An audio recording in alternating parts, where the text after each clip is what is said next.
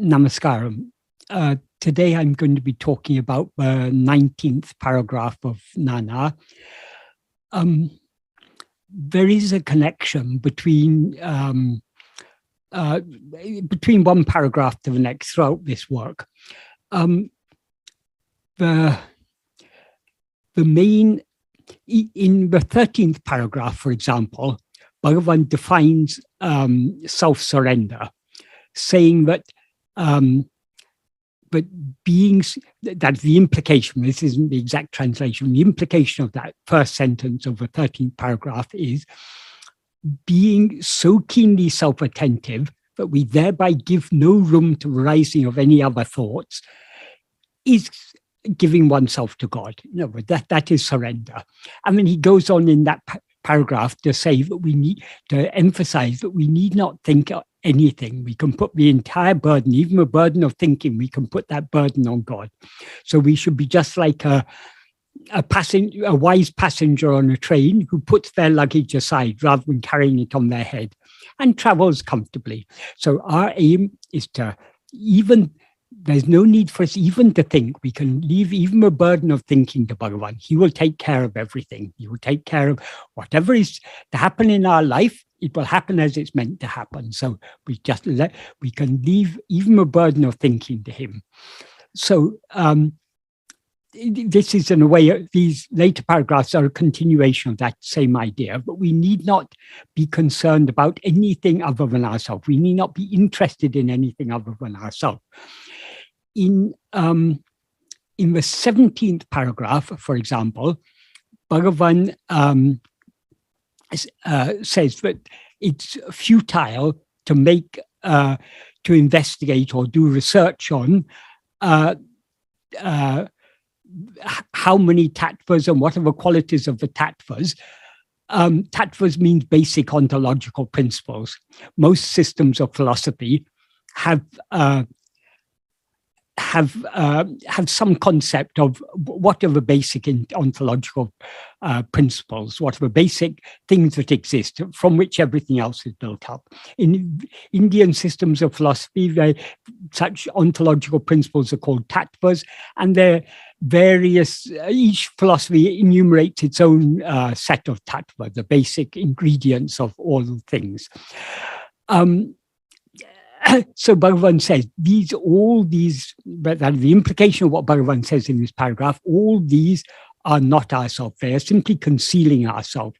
So we should not investigate these. We should not do research on these, and we should not be concerned about how many tattvas there are and what are the qualities of all the tattvas. It's all futile because our aim is to know ourselves.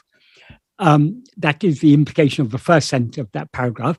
What Bhagavan says in that first sentence, that applies not only to Indian systems of philosophy, but all systems of philosophy, and also to science and all other knowledge systems. That is, when we come to this spiritual path, it's fine for other people. If people are interested in making research on science or on philosophy or history or whatever it may be, that's fine. But if we are coming to this spiritual path, we need to withdraw our interest from all things other than ourselves. We maybe cannot give up our interest in other things all at once, but our aim is to wean our mind off its interest in other things. And then he ends that paragraph by saying, it is necessary to consider the world like a dream. That is, this whole world, according to Bhagavan, it's nothing but, is no more real than any world that we perceive in a dream. It's just our own mental fabrication. So we need to be so indifferent to everything other than ourselves. And then he continues the same idea in the next paragraph, the 18th paragraph, in which he discusses in more detail this the subject of this waking world being actually no more real than the dream world. He says that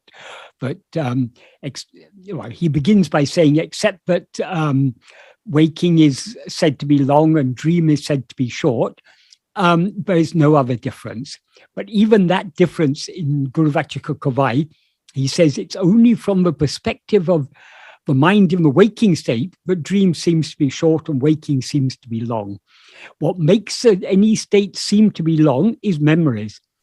But the same memories that we have in the waking state, we have those memories in dream. So the state we then seem to be in seems to be waking and it seems to be long. So all these are just differences in perspective. There's no substantive difference between waking and dream. And he goes on to say that to what extent all the vivaharas, all the transactions, all the activities, all the events that happen in the waking state, to what extent everything happening in the waking state seems to be real, to that extent everything that happens in dream seems to be real so long as we're dreaming. So the main point of this paragraph is the waking state is no more real than the dream state. So this is the implication is that we should not be concerned about what is happening in the outside world. What we should be concerned about, if we are serious about following the spiritual path, we should be concerned with one thing and one thing alone, knowing who am I. And to know who am I, we need to lose interest in all other things and take interest only in turning our attention within to see what we actually are. So what Bhagavan is saying in the 19th paragraph is a continuation of that same theme, but we need not take interest in, we shouldn't have likes and dislikes for things other than ourselves. When we look out and see the world, we see all sorts of people in this world. We see some people who seem to be very good people, some people who seem to be very bad people. And if we are basically good-natured people, we like to see justice in this world. We like to see fairness. We don't like to see people who are greedy, who are exploiting others and things. We think, oh, these people who are taking advantage of others, that's bad. So we have so many judgments about what is good and what is bad in this world, and which people are good and which people are bad. So Bhagavan, it begins by talking about this. What he says in the first sentence is, nalla maṉam eṇṭṛṛum, keṭṭa maṉam eṇṭṛṟum, iraṇḍu maṉaṅgaḻ illai. That means there are not two minds, namely a good mind and a bad mind. Then in the next sentence, he says, maṉam oṉṭṛṛē, mind is only one. And then in the next sentence, he says, vāsaṇaigaḻē, śubham eṇṭṛṛum, aśubham eṇṭṛṛum, iraṇḍu vidam. Only vasanas are of two kinds, namely śubha and aśubha. Vasanas means inclinations. Śubha means agreeable, virtuous, or good. Aśubha means the opposite, disagreeable, wicked, harmful, or bad. So what Bhagavan is saying here, the mind is neutral. What we judge as good or bad is the vasanas.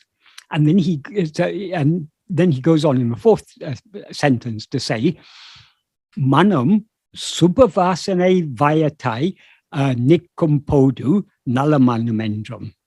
When the mind is under the sway of śubha-vāsanas, it is said to be a good mind. aśubha-vāsaṇai vayattāy niṛgum-bōdu keṭṭa maṉam eṇṭṛṛum. When it is under the sway of aśubha-vāsanas, it is said to be a bad mind. In other words, what Bhagavan is pointing out, the problem is vasanas. We call someone bad if they behave in a bad manner, if they're selfish, if they're greedy, if they don't care about others. So those behaviors which we call bad behaviors are caused because the mind is under the sway of aśubha-vāsanas. And other people, we say they're good people, they're kind, they're generous, charitable, they're always willing to help others, and generally good people, we call them good because their mind happens to be under the sway of good vasanas, Depends. So what makes a person seem to be good or seem to be bad is whether they're under the sway of good vasanas or bad vasanas.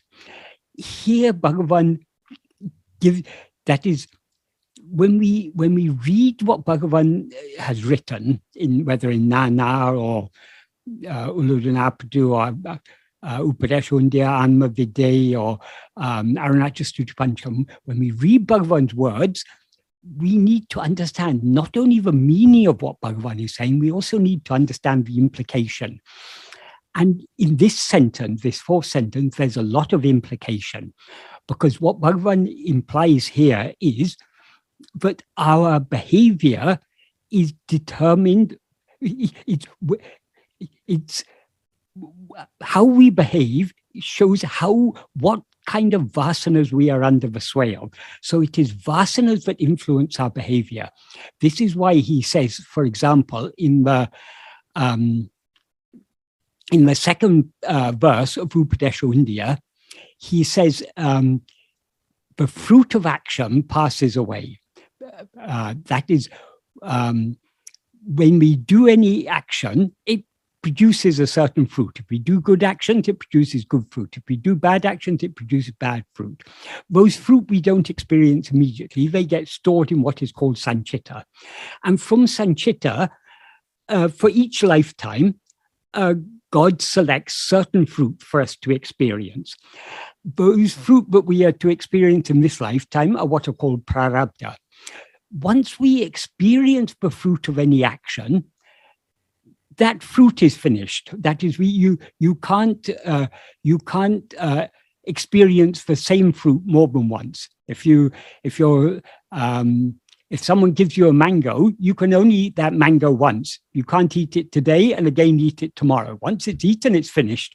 Likewise with the fruit of action. Once we've experienced the fruit of an action, it is finished. So the fruit of action are transitory.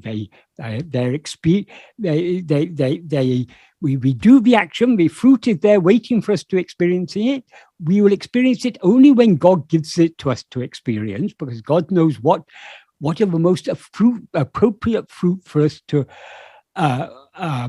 experience at any particular time. According to our spiritual development, he decides which fruit will be conducive to our spiritual development, and he allots those fruit for us to experience as prarabdha.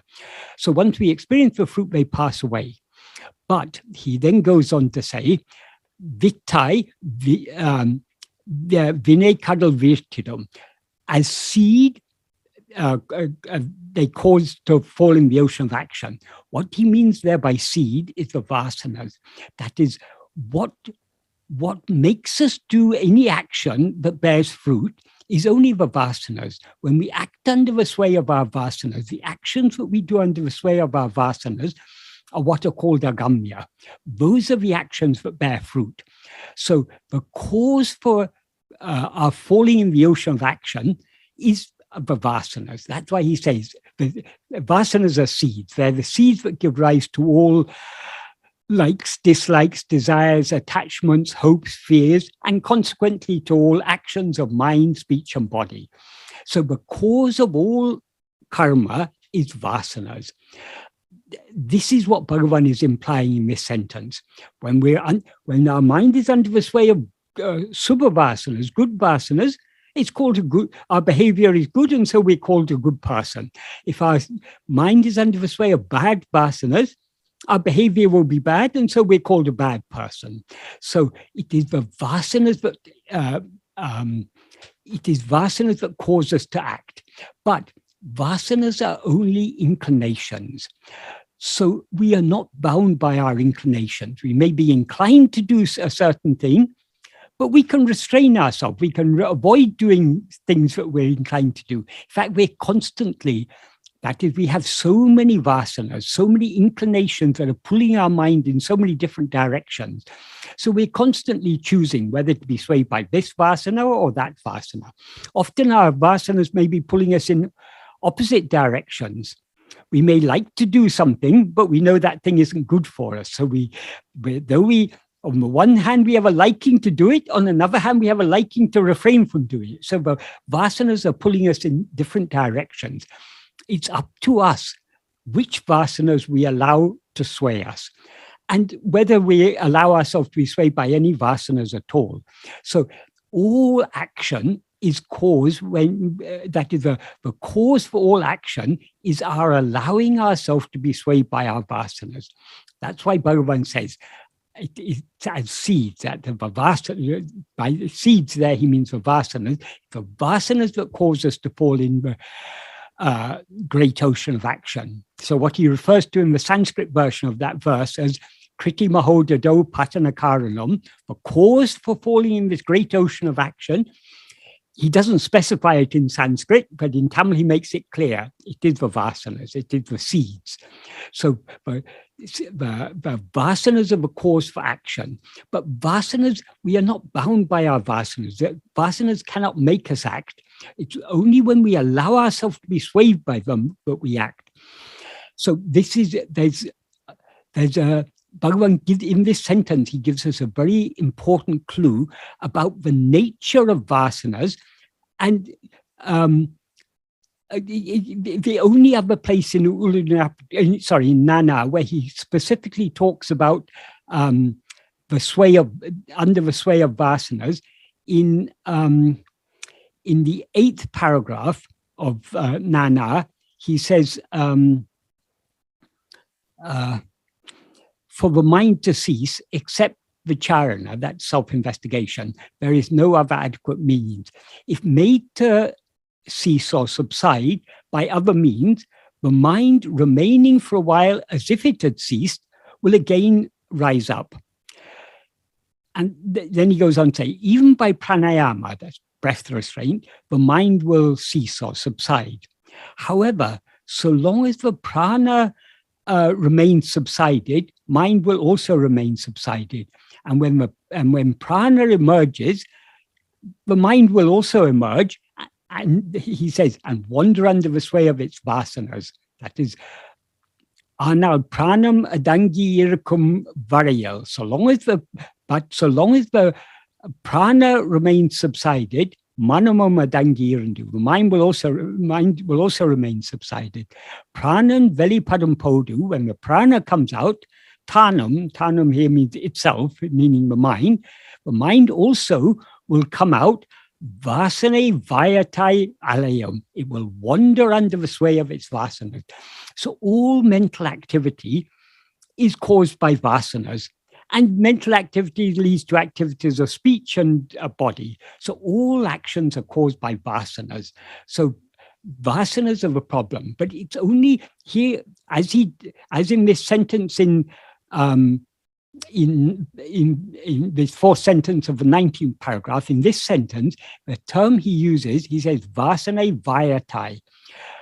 Vayam is a Tamil form of the Sanskrit word vasam, which means control or sway.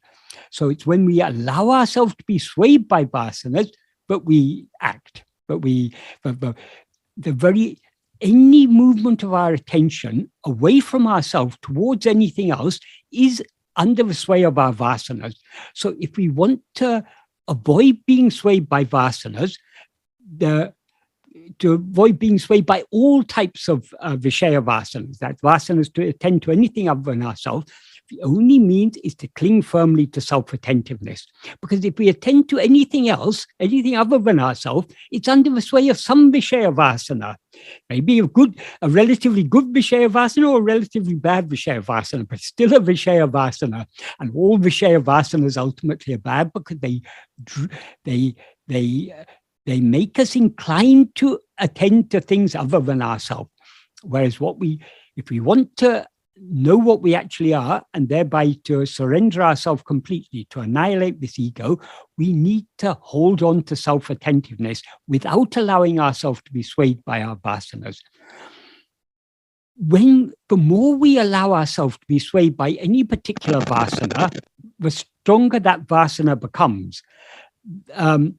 The less we allow ourselves to be swayed by a vasana, the weaker it becomes. So when we practice self-investigation, we are clinging firmly to self-attentiveness and thereby not allowing ourselves to be swayed by our Vishaya-vāsanas.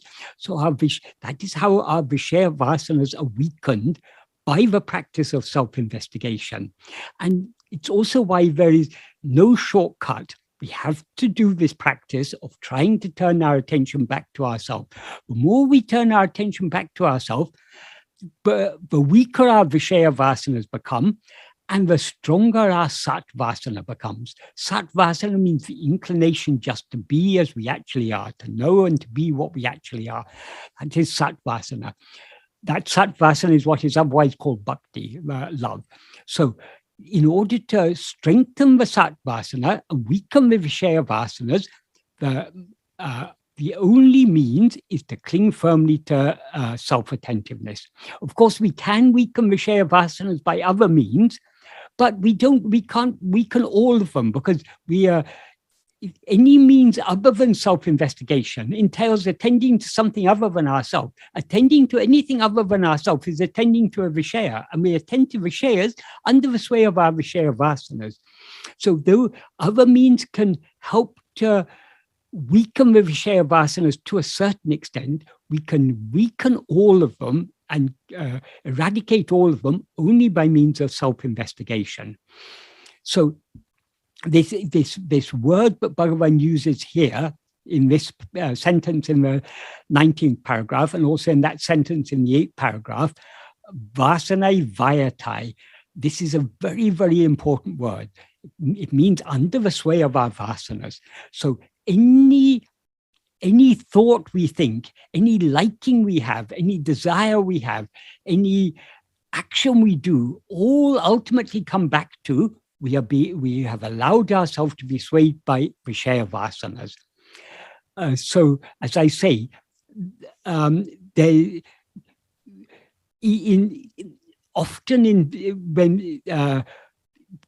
there's a lot more implication in what Bhagavan says than maybe the surface meaning. The surface meaning of this sentence is when the mind is under the sway of śubha-vāsanas, it's said to be a good mind, and when it's under the sway of aśubha-vāsanas, it's said to be a bad mind. But if we think deeply about it, there's a huge amount of implication in this. And we need to understand not only the meaning of what Bhagavan is saying, but also the implications. And when we first read Bhagavan's teachings, we won't understand all the implications. But the more and more we read his teachings, and most importantly, the more we put them into practice, the clearer the implications of what he says will become to us. So it's good to read Bhagavan's teachings repeatedly, but we shouldn't just stop with reading and thinking about them. We need to put them into practice, because the real clarity comes to the extent to which we put them into practice. If we look at the map of a faraway country we've never been to, we may be able to learn so many things about that country, but in relation to this town, there's a mountain here, there's a river here, we'll know all these things, but our knowledge of that country is very, very superficial. To fully understand what all that is implied in that map, we need to go to that country and say, oh, this is the mountain that's marked here, this is the river that's marked here, this is what it looks like. So likewise, we can understand Bhagavan's teachings to a certain extent by reading them and thinking about them, by sravana and manana. But to really deeply understand what Bhagavan is saying and what is the implication of what he's saying, it's essential that we put it into practice. So practice is all important. That's why Bhagavan's teaching, if we understand Bhagavan's teachings, whatever he says has practical implications, because Bhagavan has one aim and one aim alone, to get us to turn our attention back to ourselves. That is the sole aim of all of Bhagavan's teachings. Because only when our attention turns back to ourselves can we know ourselves as we actually are, and thereby be free of ego. And then in the next sentence, the 5th sentence, he says, Pira evelo keṭṭa vāgaḻai tondrinam avagaļē vayattāy ahādu. That means, however bad other people may appear to be, disliking them is not proper. This is where Bhagavan is leading to. That is, at first he says, there are not two minds, a good mind and a bad mind. Mind is only one. The reason there seem to be good minds and bad minds is because of vasanas. When the mind's under the sway of bad vasanas, it's called a bad mind. When it's under the sway of good vasanas, it's called a good mind. So, however bad people appear to be, we shouldn't dislike them. We should feel sorry for them, but they are under the sway of aśubha-vāsanas, or bad vasanas, and consequently they're behaving in this bad way. That is, we judge people according to their behavior. If we say someone is good, it's because their behavior is good. If we say someone is bad, it's because their behavior is bad. What makes their behavior good or bad is what type of vasanas they allow themselves to be swayed by. So if we see someone behaving in a bad way, we see all sorts of things in this world, people behaving in so many disagreeable manners. It's because they're under the sway of disagreeable vasanas. So who are the first people who suffer from their disagreeable behavior? They themselves. That is, fire first burns the place where it starts from. So if we behave in a bad way, we are the first person we're causing trouble to is ourselves. We are, that is, people who behave badly, people who are greedy, who exploit others. They do so because they're not happy themselves, and we can't find happiness in selfishness and greed and exploiting others or taking advantage of others. True happiness lies only within us. So if we are greedy and avaricious and jealous and all these bad qualities will be making we are displaying these bad qualities because we've got bad vasanas, and those vasanas will be making us suffer. That is, someone who makes other people suffer, they're making other people suffer because they're not happy themselves. If they were happy themselves, they wouldn't want to make other people suffer. So when we see people behaving badly, we shouldn't dislike them. If anything, we should just feel sorry for them.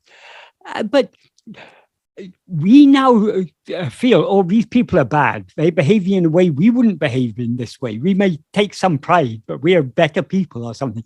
Even that we shouldn't be feeling, because we ourselves will have behaved like this in the past. That is why we're experiencing all the troubles we're experiencing now. Whatever unpleasant experiences we experience in our present life, and all of us experience unpleasant experiences, those are the fruit of improper actions that we've done in the past. So we may see other people acting in a heartless way or in a greedy way or something. We may think, oh, they're so bad. But we were ourselves like that at one time. So it's there, but for the grace of God go I, as they say. That is only because by Bhagavan's grace that we have been drawn to this path, and whatever good vasanas we have, it's only under the guidance of his grace that we slowly weaned ourselves off our less good vasanas and cultivated gradually better vasanas. It's all only by his grace. So when we see other people who are bad, we shouldn't dislike them. We should feel sorry for them. But we also, not only we shouldn't dislike them, we also shouldn't feel superior to them, because we as Bhagavan says, mind is only one. It's just the vasanas are different. So they just happen to be unfortunate to be still under the sway of particularly bad vasanas. We're also under the sway of bad vasanas. Any vasana, any vishaya-vasana, in other words, any vasana that draws our mind away from ourselves is a bad vasana. So we are not much better than them. So we first have to set our own house in order. So we shouldn't dislike other people. That's what Bhagavan is saying here.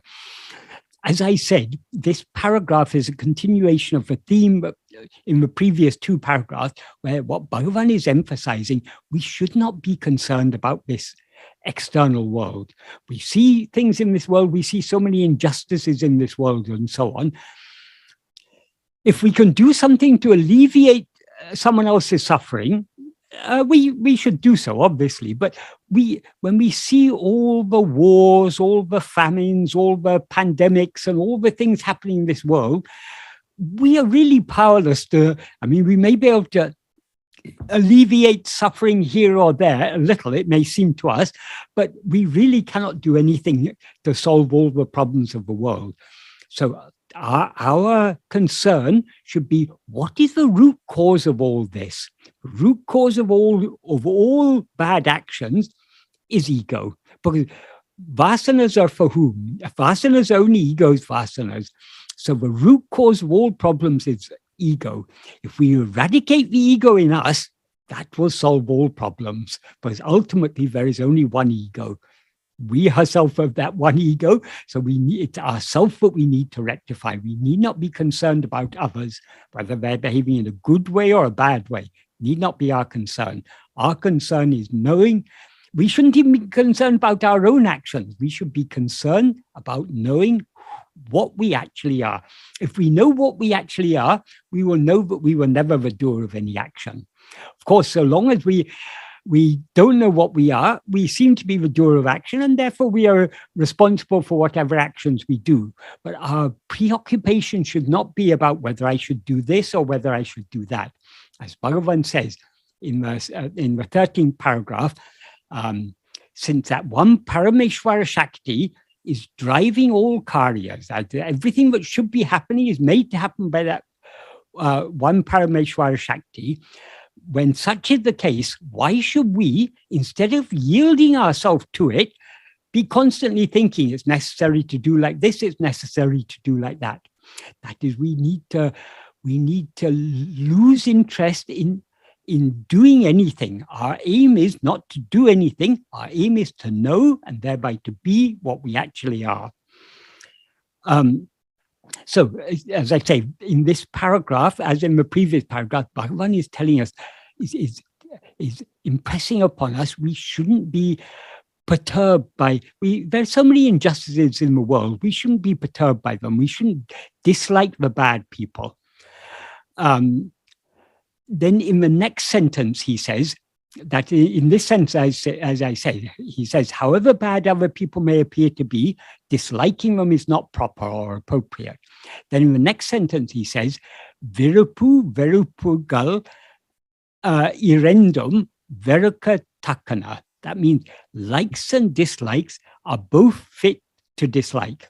That means we should dislike both, that likes and dislikes are both to be disliked. We should avoid having likes or dislikes, because when our vasanas sprout, the first sprouting of a vasanas sprout as likes and dislikes. Likes and dislikes gives rise to desires, aversions, attachments, fears, and so on.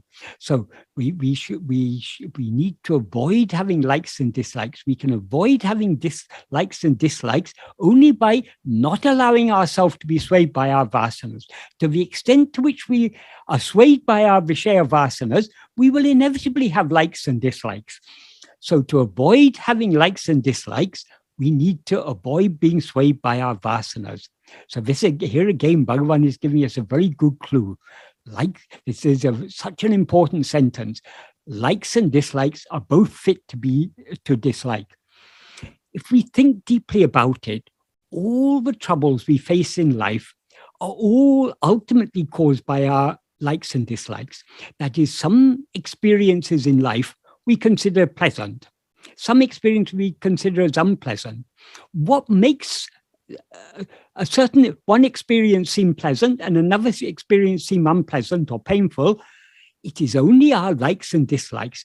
When we like something, if we experience that thing we like, we consider that pleasant. If we dislike something and we experience it, we find that unpleasant. So what makes any experience seem either pleasant or unpleasant it's determined by whether we like it or dislike it. If we could be free of likes and dislikes, nothing that would happen in this world would perturb us, because we have even even if we were in the midst of a war or in the midst of a famine, even if we were starving to death or freezing to death or dying of dehydration in a desert, it would not perturb us because we would be free of likes and dislikes.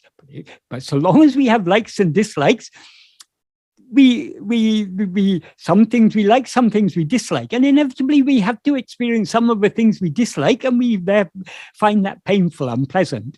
So likes and dislikes are a problem. But what is it that gives rise to the likes and dislikes? It's the vasanas. And whose vasanas are they? They're my vasanas. So it all comes back to ego. So it's only by cutting at the root is ego. If we cut the root, all vasanas will come to an end, and with it all likes, dislikes, desires, attachments, hopes, fears, and so on, all will come to an end.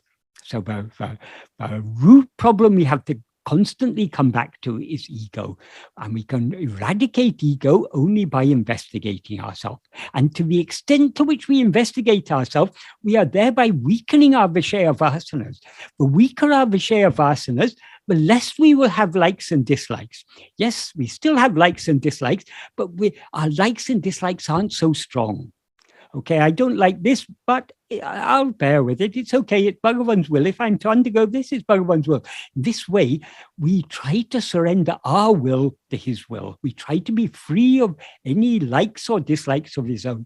Whatever be your will, that is happiness for me, as Bhagavan says in Arunachal Patikam verse 2.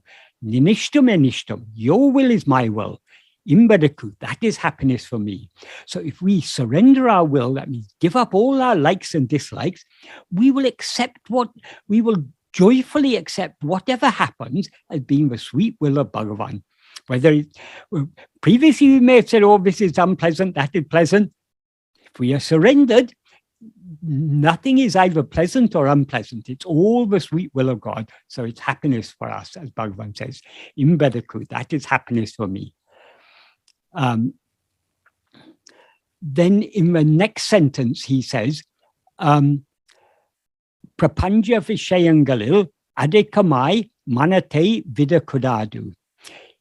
It is not appropriate to let one's mind dwell excessively on worldly matters. This is really the gist of what these three paragraphs, 17, 18, and 19, this is what they're all about.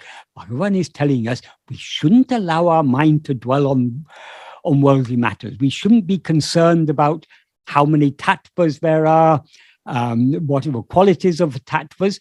And as I say, that applies not only to Indian philosophy, but also to science and to all other systems of knowledge about the world. We shouldn't be, science is a worldly matter. Much of philosophy is worldly. It's concerned about the world. Much of, history and politics, these all worldly matters. We should be gradually weaning our mind off its interest in all these things. Yes, so long as we live in this world, we need to know a little bit about the world, but we shouldn't be too much concerned about this. We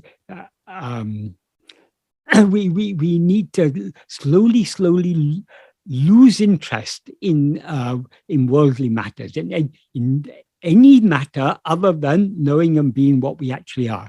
And how to lose interest only in all other things?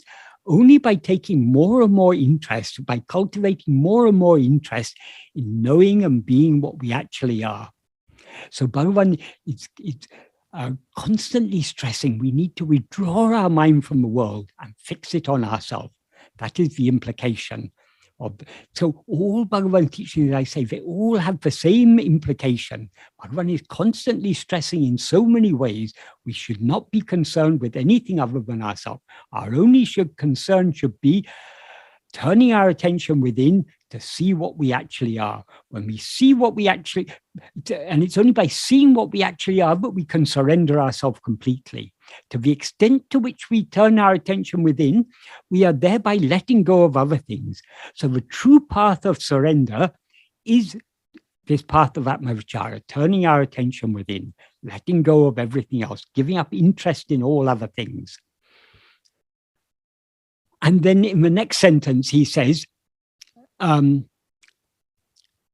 up till here in this paragraph, he's been talking about our attitude towards other people. We shouldn't dislike bad people, however bad they may appear to be. We should give up our likes and dislikes. We shouldn't allow our mind to dwell on worldly things. So up to here, it's about our attitude to the world. And of course, our attitude is reflected in our actions. So here, Bhagavan, in these last three sentences, Bhagavan is talking about our actions. In the next sentence, he says, Sadhyamana varayal anya karyatil pravesika kudadu. That means, to the extent possible, it is not appropriate to intrude in others' affairs.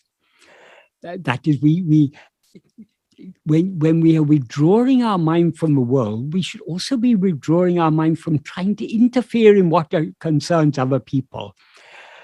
Sometimes we may be called upon to help in certain situations. When we are called upon to help in a certain situation, and when it is appropriate to do so, okay, it may sometimes be necessary to allow our mind into other, but we shouldn't unasked intrude in other people's affairs. We should let people, everyone has their own karmas.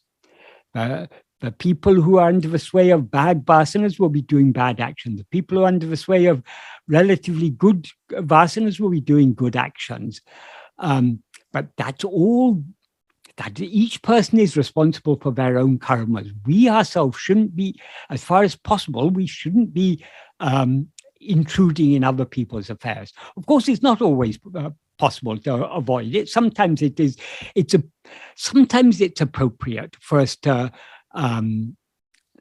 but as much as possible, we should avoid it. We should avoid concerning ourselves about others' affairs. Each person has their own affairs. They have, I mean, of course, if someone asks us for help and we're in a position to render help, we should help. But we shouldn't unasked intrude in others' affairs. This also applies to talking to others about Bhagavan's teachings. If people ask us about Bhagavan's teachings, if people show genuine interest to know about Bhagavan's teachings, to understand Bhagavan's teaching, then only we should talk about them. Bhagavan, we are not to go out and preach Bhagavan's teachings, we are not to proselytize, to evangelize Bhagavan's teaching. That would be intruding in others' affairs. Bhagavan's teachings are not meant for, well, eventually everyone has to come to Bhagavan's path, but not everyone is ready now to come to Bhagavan's path. There are so many different paths in life, so many different spiritual paths and religious paths and so on. These different paths are to suit people at different stages of spiritual development. So if we want to try and convert other people to Bhagavan's teachings, we go and try and propagate Bhagavan's teaching, that would be intruding in others' affairs. We are not to do that. We should be, our aim is to subside more and more and more within. If someone asks us about Bhagavan's teachings, if someone wants to understand more, then by all means we can talk about them. But we shouldn't talk about Bhagavan's teachings unasked, because if we do so, if we try and foist Bhagavan's teachings on others who are not interested, that would be intruding in their affairs. Other people have their own beliefs. Their beliefs are maybe appropriate to them. Those beliefs, we may not share those beliefs, but and we may believe that what Bhagavan offers us is much better, but for them, what they believe is appropriate for them. So we shouldn't interfere in any way in other people's affairs as much as possible. And then in the next sentence, he says, Piraku oruvan kodapadu ellam tanake kodatu kol kiran. That means all that one gives to others, one is giving only to oneself. And then in the next sentence, he says, Ivunmeye arindal. If one knew this truth, evantan kodutadu orivan, who indeed would remain without giving.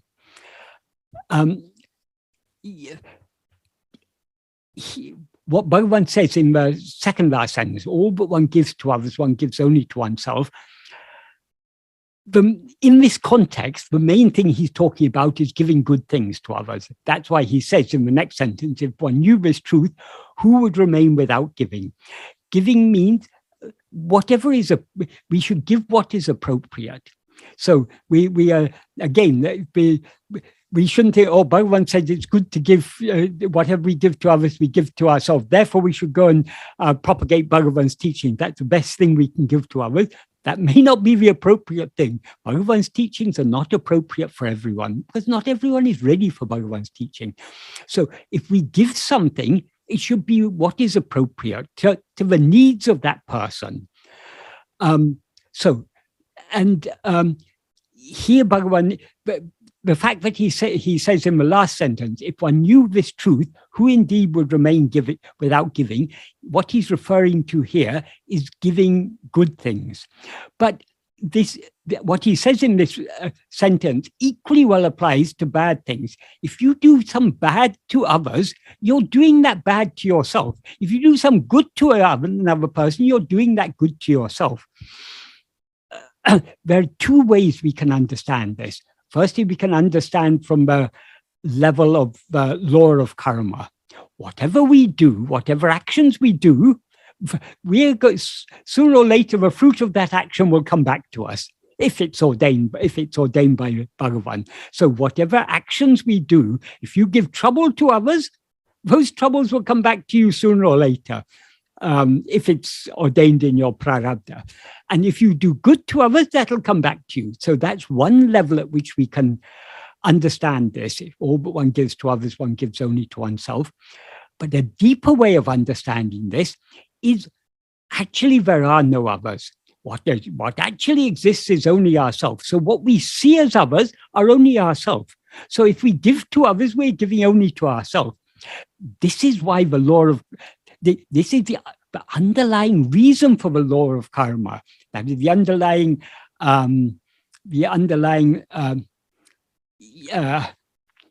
it's because if you do bad to other people, but since those other people are not actually other than yourself, they're yourself alone, if you do bad to them, you're doing bad to yourself. So that comes back in the form of an unpleasant fruit to be experienced. Because you did a bad action, you have to experience an unpleasant fruit. So the reason why doing good actions yields good fruit and doing bad actions yield bad fruit is whatever we do, we are doing only to ourselves, because we alone actually exist. What we see as others are actually only ourselves. If we knew those others, who we took to be, those who seem to us to be others, if we recognize that they were only ourselves, who indeed would not give to, who indeed would remain without giving? That is the deeper meaning of this, what Bhagavan says in this sentence. That is, there are no others. Those who seem to be other than ourselves are actually ourselves. So whatever we give to others, we are giving only to ourselves. So we should give to others only what is appropriate. We shouldn't give trouble to others. We should give help to others wherever we can. We should give whatever is appropriate to people. And if we knew the truth that whatever we give to others, we're giving only to ourselves, who wouldn't give? The reason we don't give is that we don't see ourselves in others. We see others as other. And so I'll keep this for myself because I am separate, you are separate. We need to give up this Bheda Bhava, this attitude of difference between ourselves and others.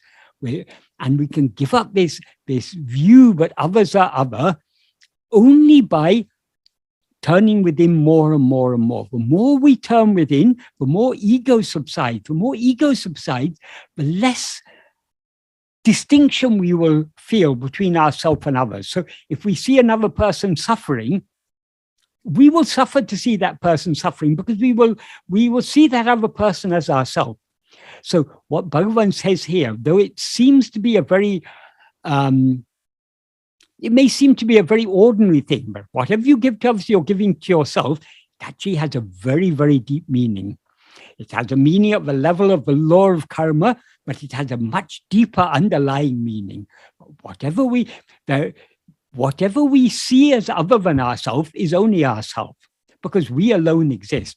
So whatever bad we do to others, we are doing that bad only to ourselves, and we will suffer the consequences. Yeah, so there's that is the importance of paragraphs like this. Is if we are following Bhagavan's path of self-investigation, our aim should be to turn our attention more and more within. So the more we are interested in turning within, the less we will be interested in external things, the less we will be concerned about external things. Yes, there are bad people in this world. They're not actually, they themselves are not bad. They happen to be under the sway of bad vasanas. So we should not be, they will sooner or later, that is, we are all on a spiritual path. As Bhagavan says in the 8th verse of Aruṇāchala Ashtakam, he says, wait a second, I'll just get that. It's a very important verse. What Bhagavan says in the 8th paragraph of Aruṇāchala Ashtakam, water showered by clouds which rise from the ocean will not stop, even if obstructed, until it reaches its ocean abode. Likewise, the embodied soul which rises from you will not stop, even though it wanders along many paths that it encounters, until it reaches you. That is, will not stop until it reaches you, even though it wanders along so many paths on the way. That's one. So the first analogy he gives is of water, water that's evaporated from the ocean and becomes clouds, and then it pours as rain on the hills and it flows down, and it will not rest until it returns to the ocean. So it'll be flowing in the form of a river. If it comes to a lake or to a reservoir, it may seem to rest for a while, but again, either it will be evaporated from that lake or reservoir and again come falling as rain, or sooner or later it'll flow out of the lake and it'll continue its onward journey to the ocean. So like that, we may follow that if we look at the different people in the world, they're following so many different paths, but eventually they all have to come back they have to come to this path sooner or later, because this is, whatever bad actions people may be doing, all they're doing actually, they're seeking happiness. They just happen to be seeking happiness in the wrong way. We are all seeking happiness, and we cannot rest until we return to the infinite ocean of happiness that we really are. And then he gives another analogy. Idaveli alayinum nile illai pulaku. Though it wanders in the vast sky, for a bird there is no place of rest. That implies in the sky there's no place of rest. If a bird is flying in the sky, so long as it's flying in the sky, it cannot rest. In order to rest, it has to come back to earth. Idum nilum alladu illai. Except the earth, there is no place. That means there's no place of rest for it. Varu vari solla-p-paḍum. What it must do is go the way it came. So from the earth, it flew up into the sky. If it wants to rest, it has to come back again to the earth. Likewise, we have risen from Aruṇāchala, from the infinite ocean of happiness and love that we actually are, which is what is called Aruṇāchala. We have risen from this ocean. We need to go back the way we came. Bhagavan often used to say to people, go back the way you came. What Bhagavan meant by go back the way you came, we have risen as ego by coming outwards. We need to turn back within and return and go back the way we came. We have risen and we need to subside. And then he ends by saying, we are varu vari sendrida. when the soul goes back the way it came, imba cuddle unne maruvidam aruna budarane. It will merge in you the ocean of happiness, Aruna Budaran, Aruna mountain. So what Bhagavan is saying here, eventually we will all return to our source. We have it, however much, like a bird flying in the sky, we cannot rest except by returning to our source. Like the water that's been evaporated from the ocean and is blowing around as clouds in the sky, it cannot rest until it returns to the ocean. Likewise, we cannot rest until we return to the ocean. So sooner or later, we all have to go back the way we came. The way we came was by rising. Going back the way we came means subsiding back within. So we all have to turn back within. So whatever... when we look outwards and see the condition of the world, see all the good things people are doing, the bad things people are doing, these are all following so many different paths. But all of these people, good people and bad people, saints and sinners alike, all have to eventually come back to the source. And the way to come back to the source, it is from within that we have come outwards. We have to go back within. We have to turn our attention back within and merge into our source. That is why Bhagavan in these paragraphs in 17, 18, 19, Bhagavan is telling us, don't concern yourself with the world.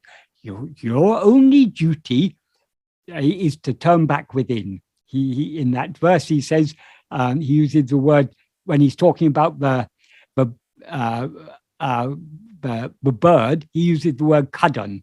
Kadan in this context means what it must do, but kadan also means duty. So its duty is to go back. The bird cannot rest in the sky. Its duty is to come back to the earth sooner or later. So our duty is only to go back within. So that is what we should be concerned about. We shouldn't be concerned about the world. The whole world, as Bhagavan says in the 13th paragraph, when that one Parameshwara Shakti is driving all Karyas, so that one Parameshwara Shakti is taking care of everything. Why should we think, oh, there's so many injustices in the world, I have to do something to rectify this? Who are we to rectify anything? Well, if we want to improve the condition of the world, all we need to do is subside within. If we eradicate our own ego, that itself is sufficient. And in fact, if we eradicate our own ego, if we eradicate ourselves, the ego, we will thereby solve all problems. Because as Bhagavan says in verse 26 of Ulludunapdu, ahande undayan anaitumundaham. If ego comes into existence, everything comes into existence. Ahande indrel into an atom. If ego doesn't exist, everything doesn't exist. Ahande yavamam. Ego itself is everything. Adalal yadu idu endru nadale ovadal yavameno. Therefore, know that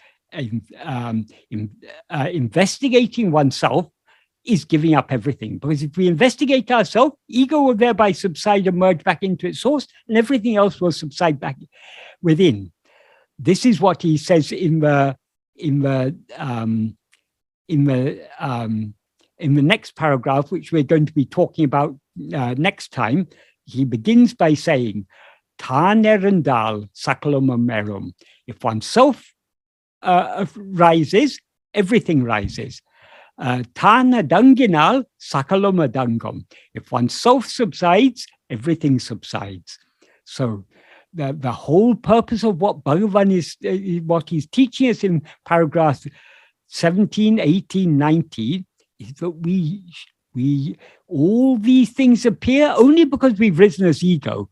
Therefore, we shouldn't take interest in these things. We need to turn back within and subside back into our source. That is the implication of what Bhagavan is teaching us in these.